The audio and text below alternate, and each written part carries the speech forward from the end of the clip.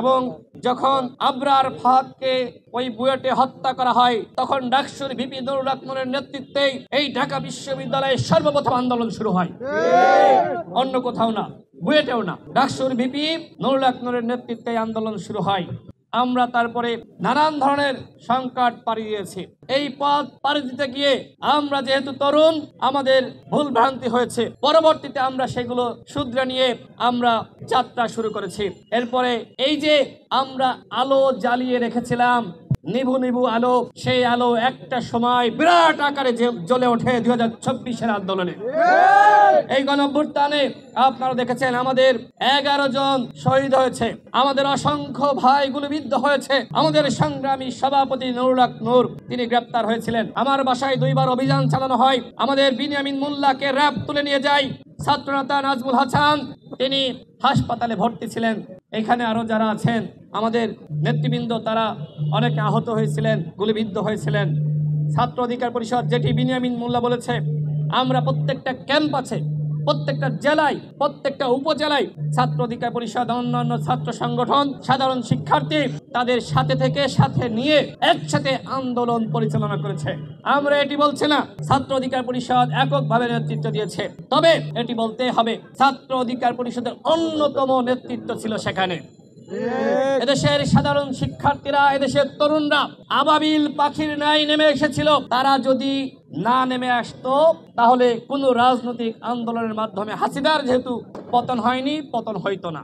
হাসিনা সীমা লঙ্ঘন করেছিল, সেই সীমা লঙ্ঘন করার ফলাফল পরিণতি তাকে 24-এ ভোগ করতে হয়েছে। এই বটতলার নিচেই বসেছিলাম, তখন আমাদের গণ অধিকার পরিষদের যুগ্ম সাধারণ সম্পাদক জিলু খান এবং হাসান আল মামুন, আমরা আলাপ করছিলাম যে এর আগে আমরা যতগুলো প্রতিষ্ঠা বার্ষিকী এখানে পালন করেছি আমাদের ভয় লাগতো যে ছাত্রলীগ কখনো সে হামলা করে, কখনো সে বাধা দেয়। প্রত্যেকটা প্রতিষ্ঠা বার্ষিকীতে ওই হাইনা হিংস্র ওরা আমাদেরকে বাধা দিয়েছে। আজকে এই মুক্ত বাতাসে আমরা নিঃশ্বাস নিচ্ছি, কথা বলছি, এর অবদান ওই 2000 শহীদ, এর অবদান এদেশের তরুণ, এদেশের ছাত্র সমাজের। আমরা এই প্রতিষ্ঠা বার্ষিকীতে আমরা ওই শহীদের আত্মার মাগফিরাত কামনা করি, মহান আল্লাহ রাব্বুল আলামিনের কাছে দোয়া করি আল্লাহ যেন তাদেরকে জান্নাতবাসী করেন।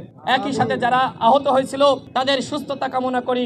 আমরা এই গণঅভ্যুত্থানের অন্যতম স্টেক হোল্ডার, ছাত্র অধিকার পরিষদ অন্যতম স্টেক হোল্ডার। কিন্তু বন্ধুগণ, দুঃখের সাথে দুটি কথা বলতে চাই, বলে আমার বক্তব্য শেষ করব।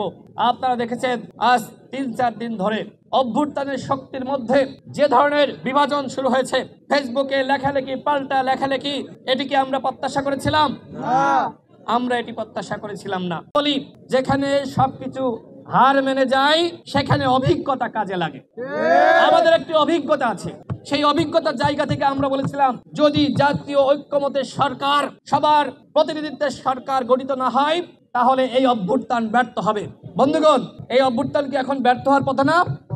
দেখেন বিভাজিত শক্তি, আমরা যারা ফ্যাসিবাদ বিরোধী শক্তি ছিলাম তাদের ভিতরে অনৈক্য, কারোর চাওয়া পাওয়ার সাথে কারোর চাওয়া পাওয়ার মিল নাই। 71-এর পরে যেটি হয়েছিল বিপ্লব, প্রতি বিপ্লব, হিংসা, বিদ্বেষ, হানাহানি, ওই মুক্তিযোদ্ধাদের মধ্যে মারামারি, ঠিক একই ধরনের অধপতন আমরা এখন দেখতে পাচ্ছি। আমরা অভ্যুত্থানের সকল শক্তিকে বলবো আসুন আমরা এক থাকি। আমরা যদি এক না থাকি তাহলে ওই পতিত পরাজিত শক্তি ওরা কিন্তু আবার ফিরে আসবে। সুতরাং সবাইকে বলবো আসুন আমরা এক থাকি। কিন্তু এক কি এই মুখের বক্তব্য আর গাল গল্প দিয়ে থাকা যাবে? সরকারকে বলবো আপনাদের দায়িত্ব, এখনো সময় আছে, গণঅভ্যুত্থানের সকল শক্তিকে নিয়ে এই সরকারকে পুনর্গঠন করুন। গণঅভ্যুত্থানের সকল শক্তিকে নিয়ে আগামী রাষ্ট্র কিভাবে পরিচালনা করবেন সেই রিফর্ম চার্টার তৈরি করুন। এইবার যদি আমরা সেই রিফর্ম চার্টার তৈরি করতে না পারি তাহলে কিন্তু বন্ধুগণ এই গণঅভ্যুত্থান পুরোপুরি ব্যর্থ হবে। আমরা চাই এই যে আমাদের 2000 শহীদ রক্ত দিয়েছে, জীবন দিয়েছে, তাদের সাথে কোনোভাবেই বেইমানি করা যাবে না। তারা যে স্বপ্ন দেখেছিল একটি নতুন বাংলাদেশ, যেখানে সাম্য থাকবে, মানবিক মর্যাদা থাকবে, যেখানে ন্যায় বিচার থাকবে, ছাত্র অধিকার পরিষদের নেতৃত্বে ইনশাআল্লাহ সেই বাংলাদেশ গঠিত হবে। আমি ছাত্র অধিকার পরিষদের সকল নেতৃবৃন্দকে বলবো যে অভ্যুত্থানের অন্য শক্তিরা কে কি করলো সেটি দেখার বিষয় নয়, আপনারা কি করছেন। এতটুকু বলতে পারি, এই অভ্যুত্থানের পরে ছাত্র অধিকার পরিষদের একজন নেতাকর্মীর বিরুদ্ধে কেউ অভিযোগ করতে পারবে না সে চাঁদাবাজির সাথে লিপ্ত হয়েছে, অন্যায়ের সাথে লিপ্ত হয়েছে, দখলদারির সাথে লিপ্ত হয়েছে।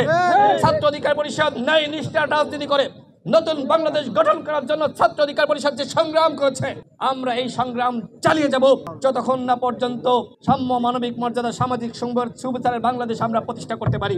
আমি আর কথা বাড়াচ্ছি না, সর্বশেষ বলবো যেটি বলছিলাম যে গত 3-4 দিন ধরে যে ধরনের সামাজিক যোগাযোগ মাধ্যমে লেখালেখি, পাল্টা লেখালেখি, এর কারণটা কি? এর কারণটা হলো যে অভ্যুত্থানের শক্তিদেরকে যথাযথ মূল্যায়ন করা হয়নি। এই কারণে আমার কাছে এখন মনে হচ্ছে যে একটি পরিশুদ্ধ বিপ্লব দরকার, যে বিপ্লবের মাধ্যমে এই সাম্য, মানবিক মর্যাদা, সামাজিক সুবিচার প্রতিষ্ঠা পাবে। অন্যথায় এই যে আধা বিপ্লব, এই আধা বিপ্লবের মাধ্যমে জাতির প্রকৃত মুক্তি মিলবে না। আমরা ছাত্র অধিকার পরিষদকে বলবো, সেই পরিশুদ্ধ বিপ্লবের প্রস্তুতি নিন।